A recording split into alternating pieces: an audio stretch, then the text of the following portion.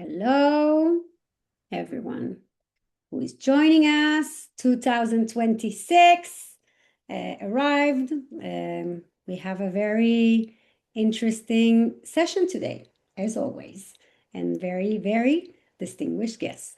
So yeah, feel free to share with us where you're coming from today. I'm in the very rainy Madrid. Actually, it's been raining here. Hopefully, it will be snowing. Let's see. We have Uri here from Israel, Lawrence from suburbs of London, Ronen from New York, and Chris from Montana. I think Chris probably is snowing over there. No So yeah, snow yet, but it's no coming. snow, no It's snow coming. in Montana. Not today. Not today. That's what I meant. Yeah, it's been Good snowing morning there. a few days ago. It was quite charming, actually. Okay, so yes, today we are launching the Global Resilience webinar series. We have decided that we will have an event each month, so it will be a very regular way to connect with you guys, with our community, and which is like you all know where to find us. If you want to participate in our events, our two upcoming events. One is on February 18th. We are going to talk about truth tech and basically what is truth and how it impacts resilience. And then you'll be very happy to hear that EarthX is coming back on March 18th. So those are our two upcoming events. Where to find us: Facebook, LinkedIn, YouTube. Join our Global Resilience Network. There is a lot of us, apparently. Join us. It's important. And our website, we publish blogs, articles, everything you need to know about resilience. So visit there. And of course, if you're not a member yet, which a lot of you are, you can always join our membership program and get access to all of our materials. Genome, you all have been hearing about our new magical platform, and we've been advancing a lot in the development process. What we need is good listeners who could give us their feedback. So we have a beautiful demo we created, and if you could devote half an hour of your precious time to speak to me and to Yossi, who is our CTO, please say yes. There is a survey. Just click yes, and I will reach out to hear your opinion to make sure we are building tools that you need. Yes, so who we have here today? Lawrence Marzel, a good friend of the council. He's the CEO of Whole System Approach Consultancy. He's also a distinguished professor at Imperial College and has a lot of experience in Horizon and building projects that cities need to sustain everything that is happening in this world. We have Dr. Uri Ben Yaakov. I'm very proud to have a professor from my own university here. He's also a senior researcher at the International Institute for Counterterrorism, which Ronen, who will also be speaking soon, was one of its founders. So very proud to have both of you here today. And former ambassador Ronen Hoffman, who recently joined the council as our new president. This is his first show, so be kind. He also was a former Knesset member in the Israeli government, basically. And yeah, he will tell you all about this. So I'm stopping here. I will give Ronen the stage, and after that, Lawrence will join us, and then Uri, and then we will open everything to your questions and anything. Write in the chat. We answer there as well. We engage. It's a conversation. Imagine you were sitting in my living room now. Okay, so enjoy. Go ahead, Ronen. I'm done. Thank you very much, Lihi. Can you hear me okay? Yeah. Yes. Yes, okay. So thank you, Lihi, and thank you everyone for attending this webinar. I'll speak less about myself, but let me tell you a few words about EIS Council and what we are doing. EIS Council is actually a very unique NGO with a proven track record. We focus on strengthening the continuity and resilience of modern society, first and foremost of the United States, Israel, and other friendly partner nations. We do it in the face of large-scale catastrophic disasters, including what we call black sky events, which is prolonged blackouts with cascading failures across all critical infrastructures. We do this by helping societies prepare for, and I would say withstand, catastrophic large-scale disruptions. In simple terms, we focus on crises that can truly challenge the functioning and the continuity of our modern life. We work directly with governments, utilities, and critical infrastructure operators to help design and deploy practical protection, grids, restart capabilities, and rapid recovery systems. So what is the main or the core challenge we're facing? The reality is that modern life depends on highly interconnected infrastructures and supply chains, energy, water, communications, healthcare, food supply, and others. And this interconnectivity has delivered extraordinary efficiency, speed, and prosperity to our life. But at the same time, it has also created deep interdependence, and with it, growing fragility and vulnerability. So now, as global instability, we all know and we all see that global instability actually increases. The risk of these black sky scenarios is rising. It may result from war, from extreme cyber attacks, from electromagnetic EMP events, severe space weather, or any other major natural disaster. And the impact, of course, can be dramatic. Nationwide blackouts lasting not hours, but weeks, and maybe more than a week, like longer than weeks, far beyond current preparedness levels. So this is the gap EIS Council is working to close. Our work includes collaboration with the US Department of Defense to test grid vulnerability, long-term advocacy for EMP protection in both the United States and Israel, the formation of Israel's national high-level EMP advisory group, and more. And at the core of our mission are practical resilience tools like interoperable emergency communications for grid restart, long-duration emergency power for critical facilities, national black start capabilities, EMP protection standards, and as Lihi mentioned, Genome, our AI-enabled multi-sector chaos management platform. Which brings me directly to the topic of today's webinar, building city resilience. In modern cities today, the deep interconnectivity and interdependencies that I described of critical infrastructures makes our daily lives in our cities far more fragile and far more vulnerable than we often realize. When one system fails in the city, it can quickly trigger cascading effect that spread across the entire city and disrupt multiple essential urban services. No electricity means no water pumping. No communications means no emergency coordination. No fuel means no healthcare, logistics, and no food distribution, and so on and so forth. So disruption in one sector can very quickly become a crisis for the entire community, for the entire city. And within this context, I would like to turn the spotlight on two specific initiatives, new initiatives, two specific projects from our resilience toolkit, projects that are directly connected to the resilience of any city, actually.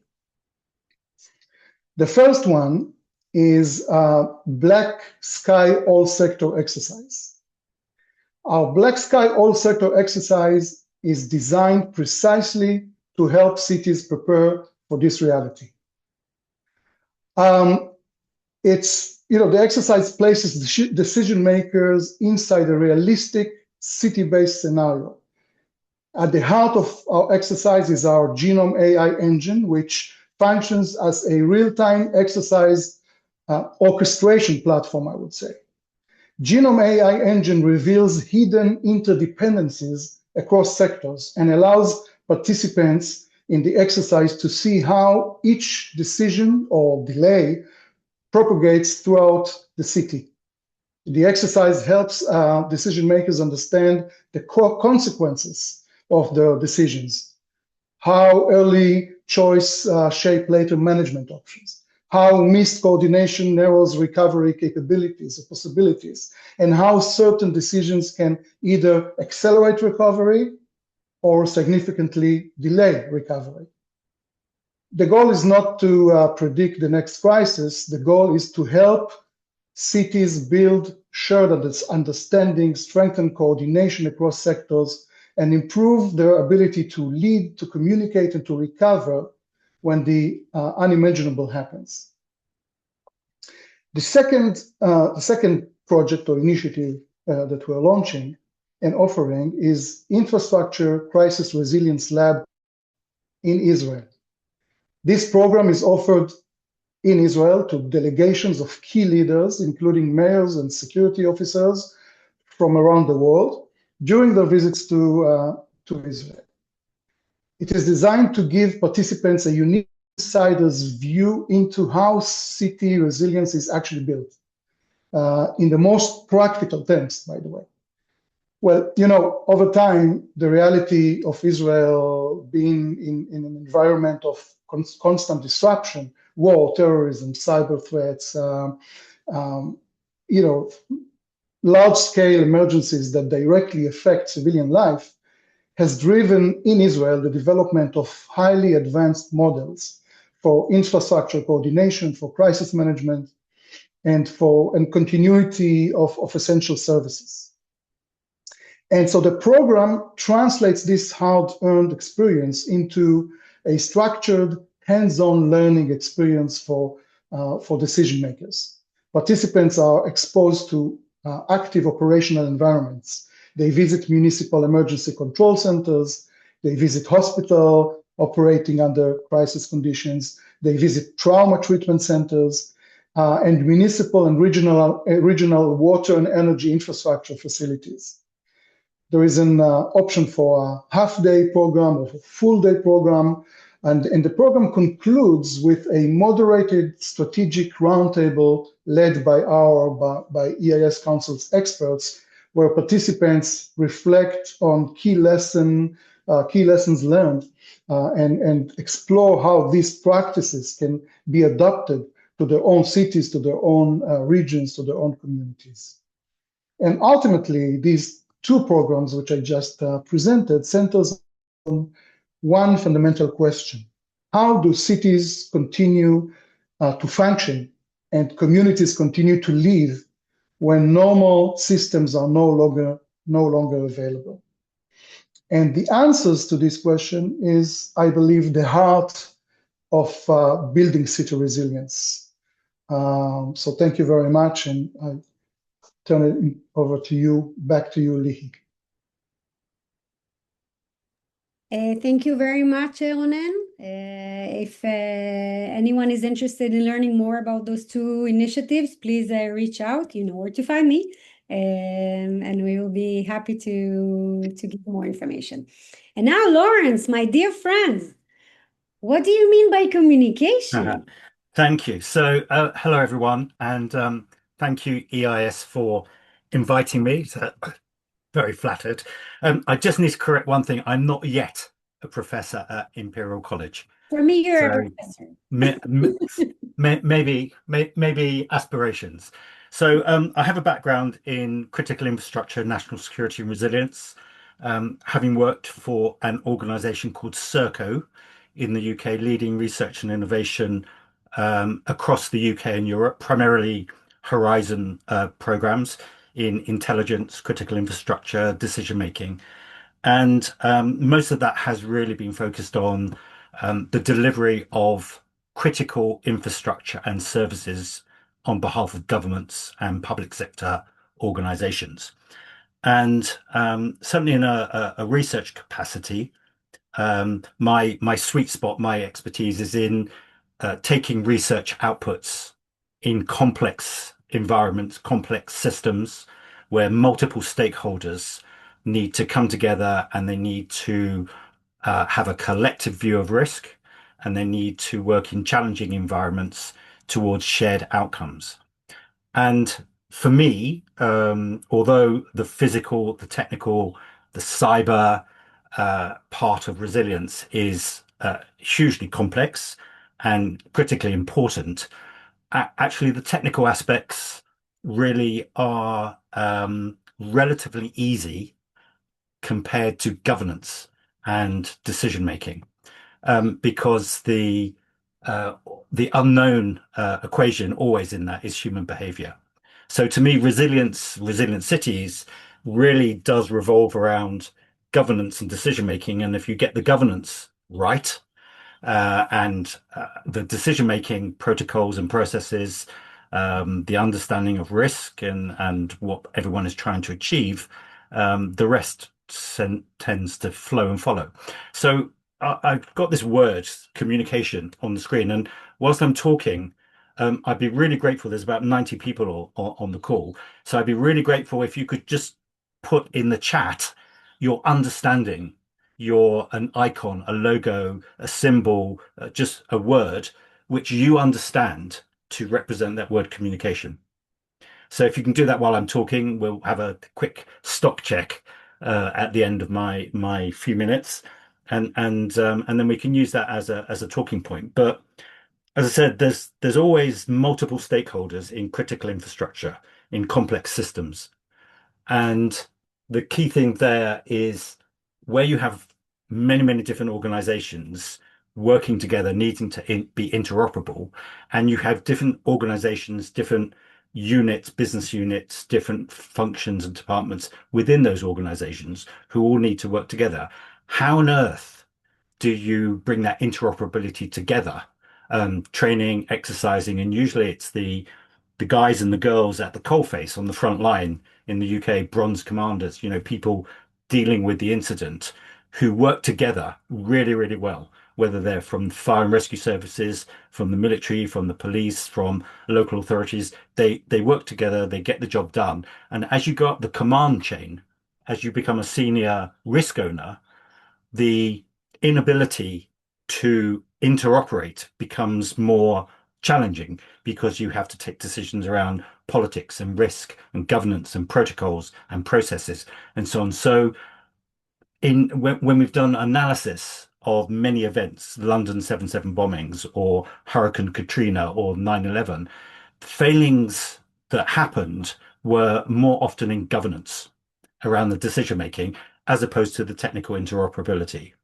So this word communication is really, really important. And I'm just looking at some of the comments in the chat. I just saw one of Jessup.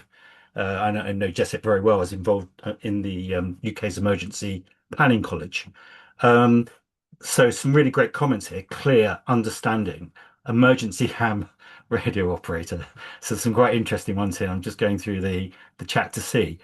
And teamwork, seamless info transfer, transfer of understanding, timely, relevant, informative information transfer. So what's really interesting, and I've done this communication trick many, many times, is that you can have a room of 40 or 50 different people, different experts in their fields, and every single person, every single expert will have a different view, a different perception of what communication means. And that perception, their view, is flavored by their experiences, their role, their organization, how they operate within that organization. And the key thing is that any of these views, any of these words that people put into the chat, and when I've been in a room and I've asked people to draw a logo, and people draw a telephone handset, an old-fashioned telephone receiver, or a mast, with radio waves coming out, or tin cans with string. None of those views, none of those logos are wrong because they're all right from that person's perspective. So when you're in a complex ecosystem with multiple stakeholders who need to work together to get a collective understanding of risk, and then how do you work forward towards a set of shared understanding? It's that governance, the protocols, the communication, the decision making, which actually is the underpinning enabler of what makes resilience.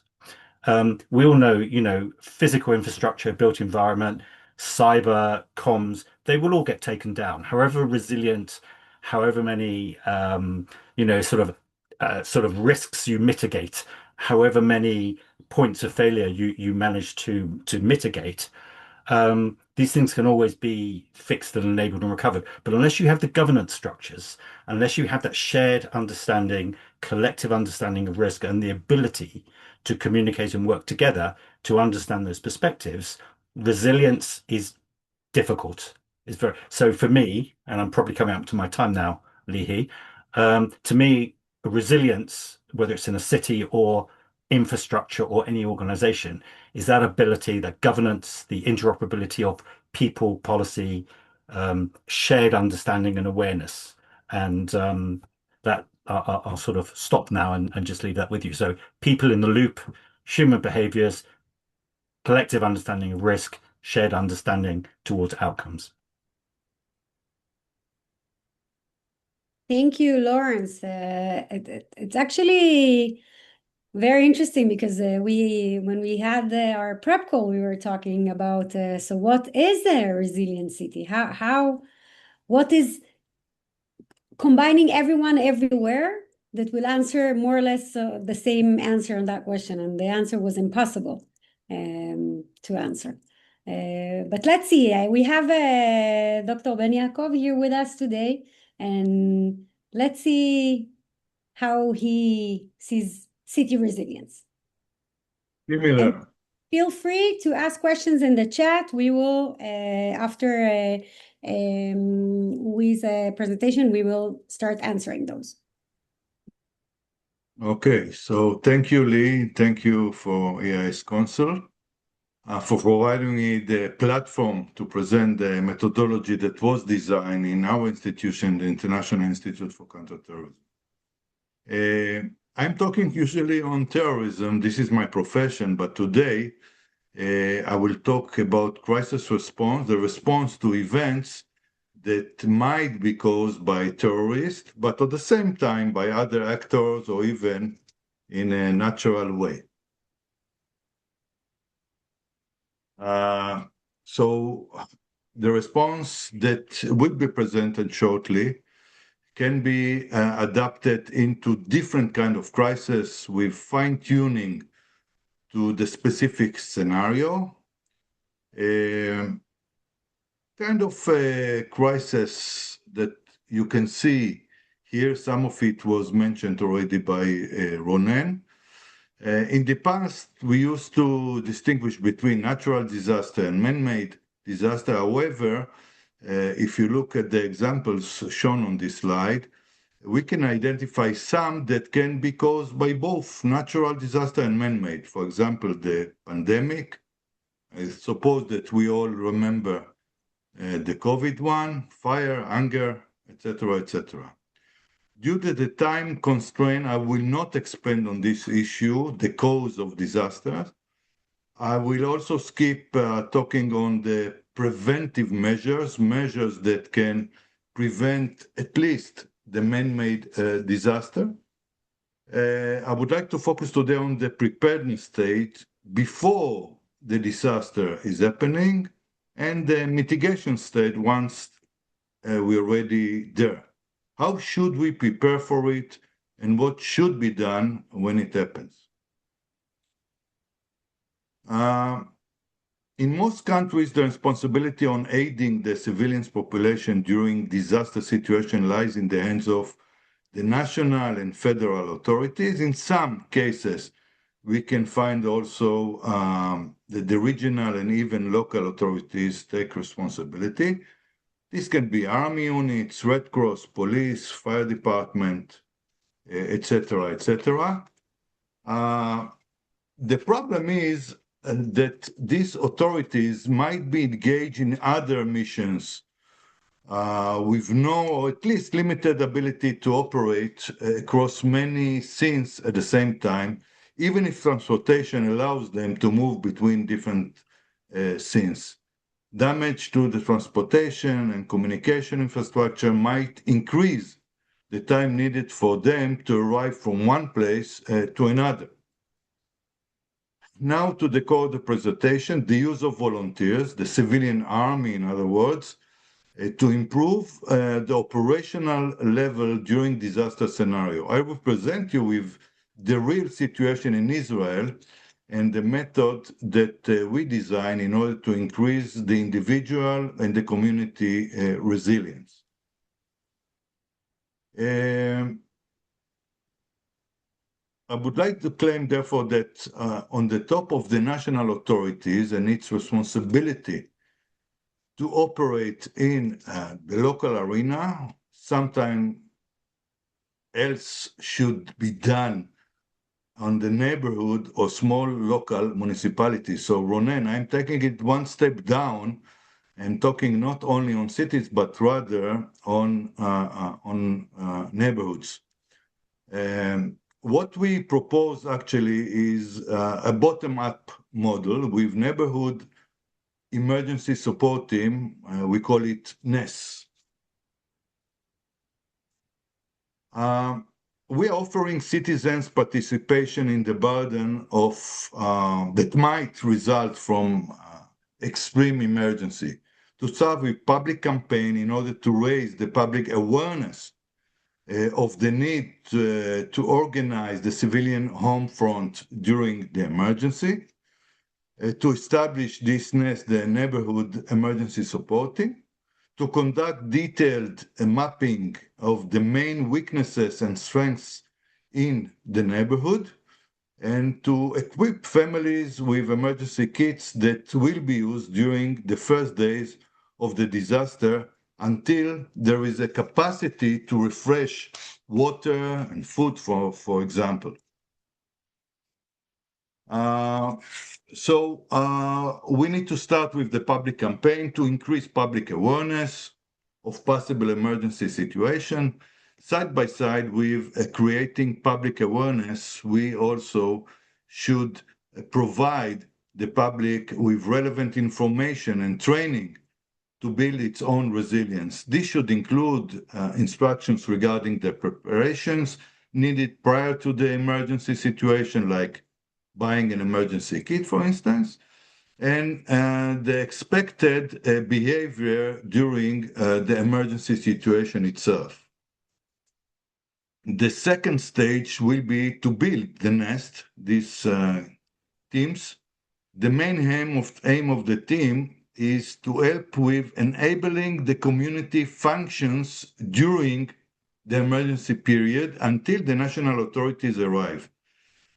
This emergency team will make the necessary preparation to mitigate the emergency, to assist the authorities in the maintenance of equipment allocated to the neighborhood for emergency use, periodical training, first aid, rescue, emergency functioning, etc.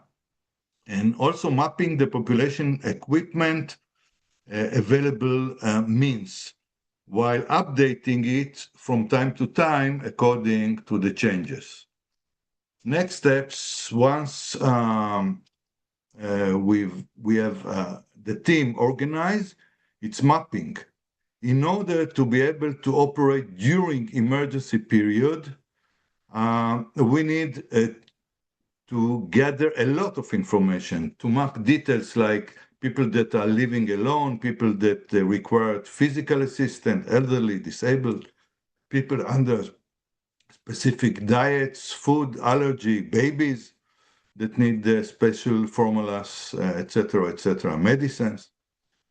We won't describe now the entire list of the details, but the idea is that mapping is essential part of the preparedness. So more details will increase efficiency of our operations.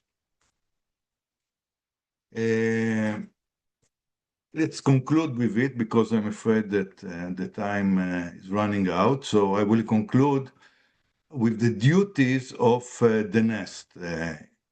Independent rescue, very important in cases of earthquake, help to the needy that were identified in advance during the mapping and during the emergency as well. That include electricity, initial operations of generators, refueling, as well as mobilizing of generators for those who are in need. For medical care, for instance, medicines, providing primary medical care for casualties in the different scenes, supplying water, food, medicine to residents. If no electricity, no water, no sewage, and I suppose that a bit later, no food as well. Sanitation in place that sewage is not functioning, general mobility and care of other volunteer children that are leaving the children while helping the others, transferring information to the population from the municipality down to the neighborhood, if there is no other way to do it, and creating up-to-date picture of the situation within the neighborhood in order to provide it later on to the local municipality and to higher authority if needed. So I will conclude with this, and I will stop sharing. Thank Yes. you, Uri. I was just launching a question to see what the audience feel about their own community, how engaged they are, if they think that this is also something very basic to sustain after a heat is coming. And Uri, how is it going with this project? I mean, in our conversation, you mentioned that you already have over 600 volunteers, if I recall correctly. So the 600 volunteers are actually in one city that it's a city of about 100,000 residents, and they are divided into different groups to operate 24/7 in each single neighborhood in the city. Correct. The city is, by the way, the city of Herzliya, where the university is located. My hometown. My mom is here, by the way. She's from Herzliya. I will check with her how Please she's do. going to engage in your project. She's looking Please for new do. initiatives. Good. So I welcome you all now to the panel. Chris, I hope you can join us as well. And I will tell you that most of people reacted that their community is somewhat engaged or minimal engagement, which is not so good news. So that means that we can improve there. So it also could be a good news, not that bad news as I was mentioning. And yeah, and Ronen, maybe you want to launch our panel discussion. Maybe ask about interesting use case that you've been seeing that you think it's a good example. Go ahead, floor is yours. No, thank you very much. Thank you, my colleagues, for very interesting presentations. Just maybe a few points or few thoughts I would like to share with everyone. We're talking about preparedness. We're talking about exercises, simulations, but we haven't mentioned education at all. And I wonder if in the regular educational programs that our children go through, in our cities, in our communities, resilience and preparedness for possibilities of large-scale disasters should be added and should be taught. And it's a dilemma, I believe, because on one hand, we want to grow kids who are very optimistic and have hope, and are resilient by believing that we'll be able to live our life in a, I would say, prosperity. And but I think that education is a very, very important segment or element or aspect of this whole thing. And I'm aware that people have the tendency to avoid dealing with catastrophes, and we are running away from thinking about the negative. But there is a gap between this tendency and the reality, and we need to be able to bridge that gap. And talking about cities, talking about Uri, as you mentioned, talking about neighborhoods, talking about even little communities, our streets, our building, my neighbors, my children, play outside with the children of our neighbors. I think to a certain extent, they should be prepared as well. They should be aware at least. And so I wonder, what do you think about the component of education, as including it in preparedness in cities and in general? So, with your permission, I will take the first lead. In Israel, children 16, 17 years old in the one before the last grade, actually getting training on exactly on this, talking about resilience, and usually they have at least one day out of school in which they're getting lectures and better understanding about the situation. I do agree with you about the challenge. I think that the challenge here in Israel is smaller because children are aware of the situation, and it's not just theory, of course.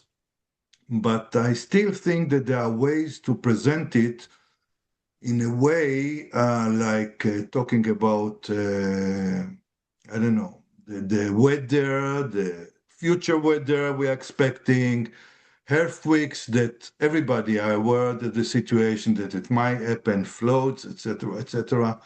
Things that in different places children are facing it anyhow. So I think that we can take, I don't want to say the advantage of things that are happening, but at least things are happening. Let's use it for our purposes in order to educate better the community. By the way, not only the children, I think that the community in large need to be educated.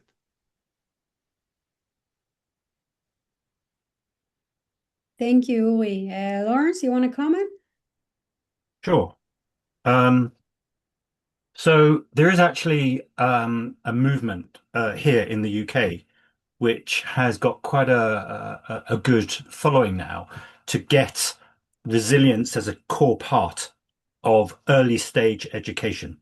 So right the way from, I guess maybe not kindergartens, but certainly, sort of next stage, early stage education, where that resilience and, how you can help in your local area becomes part of that education. So that when those kids, when those students progress through their early years, their formative years, they become embedded in the communities, and the understanding of, what is the right thing to do, how would you do it, what are the mechanisms in place, and so on, becomes ingrained. So if you look at Nordic countries, Sweden, Finland, Norway, etc., who have a total defense concept, that total defense concept is not just about the military, it's about the role that every single member, organization, business, in society, in the community, has to play in defense of the nation. And that defense is not necessarily just the hostile threat over the borders, but could also be, civil contingencies, disaster, severe weather, and so on. So education it is critical, but it needs policy. It needs, policy guidance, and it needs to be owned by influencers at the top to make sure it happens. So absolutely, but it needs needs guidance and it needs leadership.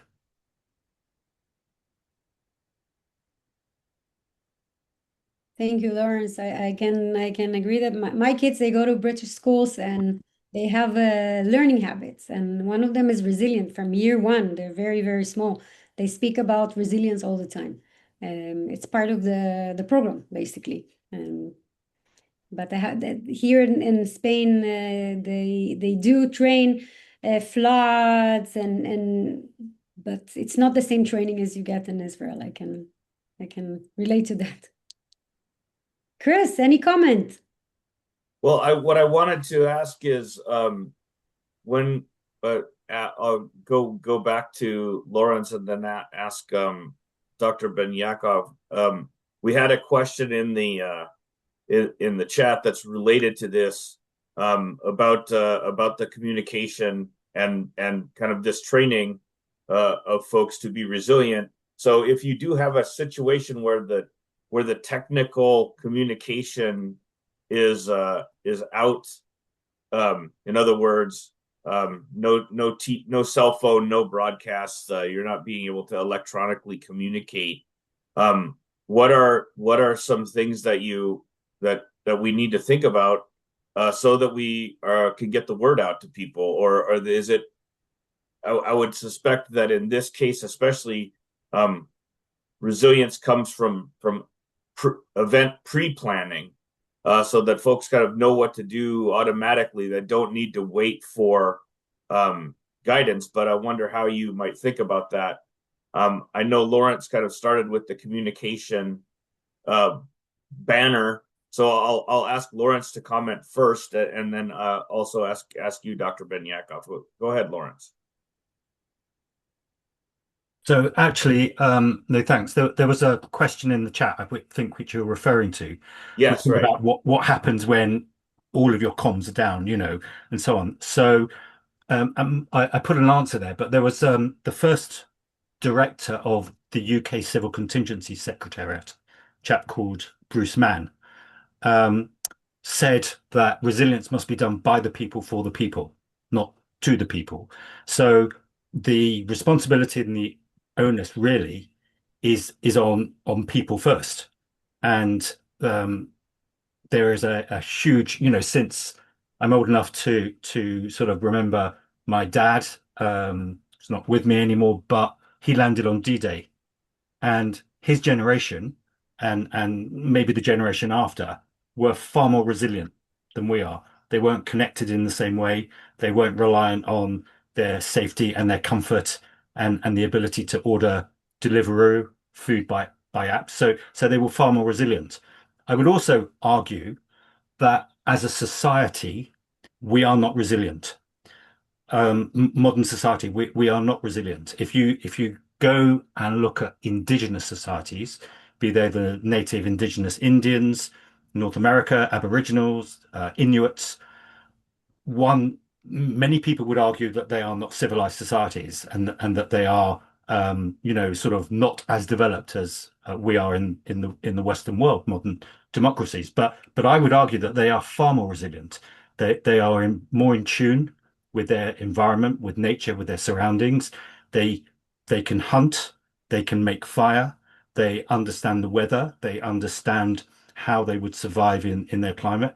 Whereas 98% of the population in Western democracies wouldn't survive. It's really, really simple, or would have a great difficulty. So, that ability for society to be resilient is very much down on instilling that education at very early years, making sure that people are aware that actually the government, the authorities are not always going to be there to help them, and that actually in the event of any incident, that you as a citizen are always going to be the first person there. So it's your responsibility, and I think that needs to be instilled in people from day one, early age, and people have to have it as in the same way that they have any other skill to survive. In the modern world, the ability to order food online is equally a skill as being able to make fire surviving severe weather. So that's my view. Lawrence, I have a question about that. Wendy also mentioned that in the chat. We had a few events last year about human resilience. I mean, at the time of a crisis, at the end, like you just said, we trust on the people, right? Do you think we should assign more investment on making people psychologically more resilient? Like not Sure. training, just like emotionally, how to react to a crisis. I mean, maybe Uri also touched that in his research. The human aspect. How do you react? There is a fire. What do you do? Yeah. I mean, firstly, there's a lack of training from a physical, technical perspective. How can we be expected to understand the dynamics of a fire? That's for the professionals, but mentally, psychologically, we modern, and I say modern society, we are not resilient. We are very weak. We're too comfortable. We have too much comfort, and we are used to everything being done for us. So, you need to go back a few decades, maybe even a bit further, where people were more robust, more resilient as a society. So psychologically and psychological resilience is a big part of that. People need to be made aware that sometimes they're going to be uncomfortable physically and mentally. So we've lost that as a society. Nice. Uri, what is your view on that? And First is of all, that part for of this, is that part of your outlook or part of your program? Go so ahead. first of all, for this, I think that part of the resilience is the awareness. If you are facing on the first time the disaster, when it happens, your resilience equal to zero. But if you know in advance, you prepare to it, you are more prepared and more resilient. This is for that. For the communication, I would say two things. First of all, my first answer will be megaphones, right? Something that we know from many years ago. This is part of the equipment that each team should have in their hands, and this is the way that they can provide information to the public in their own neighborhood. And then we designed that in every city we have generators in the place that can at least send information out. And then let's remember, we have something called transistors. It's also in English, right?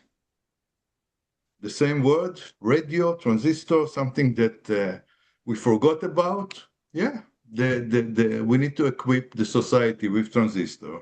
If we have the way to transfer the message in this way, for that we need only generator in one place. We don't need them. Batteries are enough for them. So we can communicate with them. The main problem will be how they are sending the message, the needs during this time back. And this will be to do by the team, through the team that is operating in the same neighborhood. You know, that when the lights went off here last April in Spain, in Madrid, you met all the neighbors in the parking lot because they all went to listen to the radio in the cars because nobody have a radio in his house. Yes. It was quite hilarious. That's the situation. I agree. I have a question from Carrie. Is it possible to leverage technological advancement and maintain resilience? I mean, we run, but then it takes us back to what Lawrence just said about hunting. And so how do you fix these two things? So one of the problems is that the ability, will we have the ability to use this technology during a crisis situation? And in my point of view, we need to be sure that we have replacement for each advanced technology in the most simple way. Instead of mobile phones, instead of apps, we have megaphones, we have radio. The same for everything else. We don't have other alternative. We need to be sure that we can continue operating within the disaster. Otherwise, as Lawrence exactly said, 98% of us will start pushing clouds. Yes. Chris, go ahead. You wanted to ask something. Well, I was just wondering, like a follow-up to that is, so usually the problem we see is old methods of communication get phased out by newer ones, right? So the the capability to have something like loudspeakers and these kinds of things is a challenge from a budgeting perspective, because these tend to become things that are used only in case it's like break glass in case of emergency, right? So it's an asset that isn't used every day.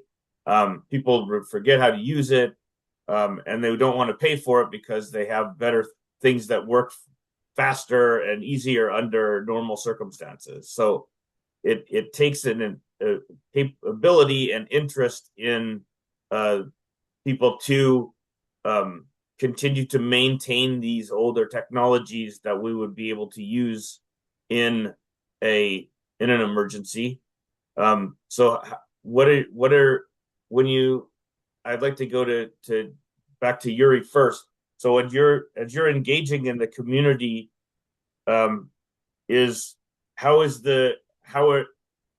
it received to say, okay, we have to maintain these air horns and loudspeaker things, and they do cost some money to maintain and stuff, and are people willing to have them tested every day? There's places I've been to in the US that they might have an old flood warning siren or something like that, right?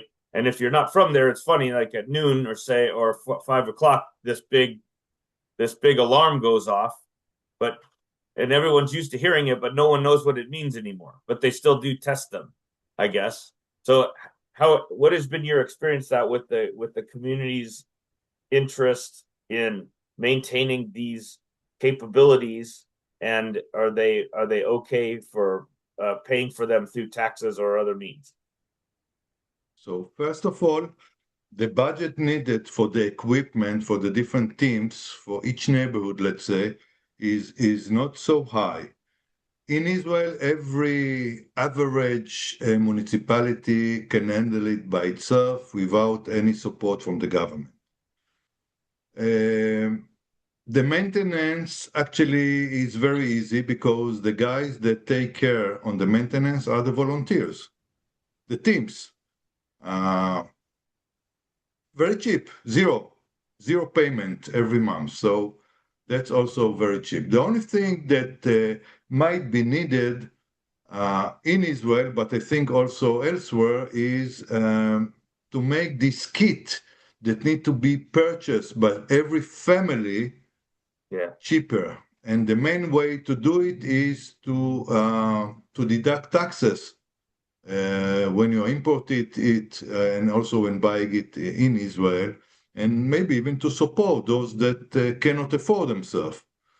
But in general, we checked everything. We have the exact budget because we equipped already the city of Herzliya with the equipment. That's easy case. Lawrence, anything you want to add there? I think some initiatives on the ground, the grassroots, they're critical. They're essential because the community, the citizens, the people, they're always going to be the first there. But is it top down or is it bottom up? Is there a leadership in the country? Is there a policy that allows that to happen? Is there education? Nordic countries, the whole total defense concept is there because they face a pretty critical challenge on almost on the front line, sharing a border with hostile states. So they have to, because of the size of their country and the need for everyone to rally round and be resilient. But the further you go from the front line, the less inclined governments and populace are to do anything about it. We become lazy and complacent. So grassroots initiatives, you know, using local assets. So a bike repair shop in a community has the capability to do much more than just repair bikes. So how do you curate, gather that intelligence, those community assets that can support community resilience, and how do you have people in the community, like a bike repair mechanic, who is there sharing skills and keeping things like resilient kit, which may be analog, maybe mechanical in the case of power outages and so on, keeping those things functioning. So how do you get that done? And it needs a movement, and it needs leadership, and it needs education. Not necessarily even funding, to be honest, but it needs guidance and leadership and governance more than anything. Thanks, Lawrence. The question. Ronen, go ahead. Go ahead. Yeah, I just wanted to suggest something to what Ron said. I think one of the main challenges, and maybe one of the most important missions that we can all think of, is to connect that movement or leadership, that starts bottom up, to the political leadership, to legislators, to policymakers. We need to find a way to demand in a way that they would listen to us. I mean, us, I'm talking about citizens, I'm talking about residents, I'm talking about people, that they need to pay attention, and they need to allocate budgets. And look, it must be connected, because at least in democracies, many of the representatives are coming from local and regional environments. So, cities, counties, ridings in Canada. And so I think we should not forget that.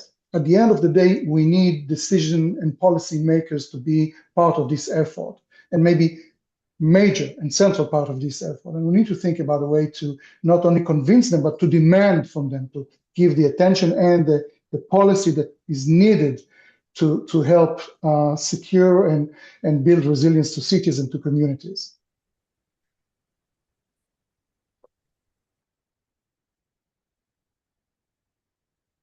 Do you think there's have to be a sense of a threat to make people act? Robert Hall, our dear friend from UK, also mentioned a threat, that people need to feel threatened.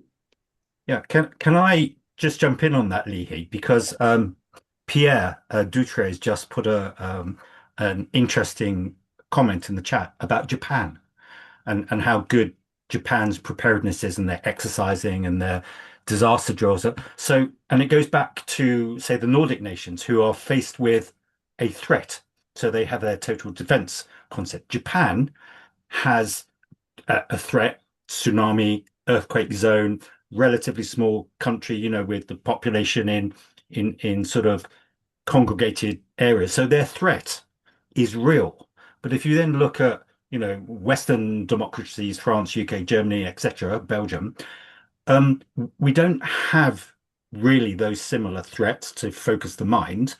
But we all know, resilient professionals, that our digital world, our interconnectivity, our dependence on supply chains, on power, and so on, is a threat that is very real, but it's not as focused as the Japanese threats of earthquakes and fire. So, when a threat is visible, then a society responds, and government and leadership puts in place the necessary mechanisms. When the threat is hidden, is sort of is we all depend on it. We know we all depend on it. We can't buy a cup of coffee without PNT from space. So that threat is a hidden threat, and therefore it's not front of mind. It's certainly not front of mind of politicians, and it's not front of mind for most of the populace. So how do you how do you get people scared? How do you make them wake up and realize maybe we do need a black start to actually focus the mind a bit? There's a certain logic in that. I can give you a specific details about it. We tried for 1 year before October 2023 to recruit the teams for the city of Herzliya, and we got for 1 year less than 30% of them. And in few weeks after 7th of October, we got 100% of our needs. That's, I think, answer your question in details. Couldn't be a worse use case than that. Hopefully, yes. We are about to end soon. I would love to just make a last round and ask, what is for you a good example of a city in the world that you think is resilient and you would aim to go there? And let me just add a little bit of that to that question is, and in what aspects would that city be resilient, and what maybe they that in other areas they aren't. So we know that you could be resilient to natural disasters, but not very resilient to active attacks or vice versa, or these kinds of things. So we'll I don't know. I'll pick one. Go ahead, Lawrence. How about Reykjavik? Okay. What about it is resilient? They're pretty resilient in Iceland. I'm not mentioning Greenland, but in Iceland they're pretty resilient. They've got, weather that most of us would be uncomfortable with. They have to import their building materials for their houses, so they're pretty resilient in that respect. You can't get a Deliveroo or Just Eat a bike coming along. You've got to be able to fish for herring through the ice. So again, it's the modern reliance of society on connectivity and creature comforts. What do we need? We need a roof. We need a roof over our head, be able to make fire, be able to eat, shelter from the weather. What more do we need? Thank you, Lawrence. And Yuri, you get the final answer. Well, I think that we have some cities already in Israel that are using this nest serves as the resilience model. The city of Herzliya, we have the next one very close to it is the city of Ramat HaSharon.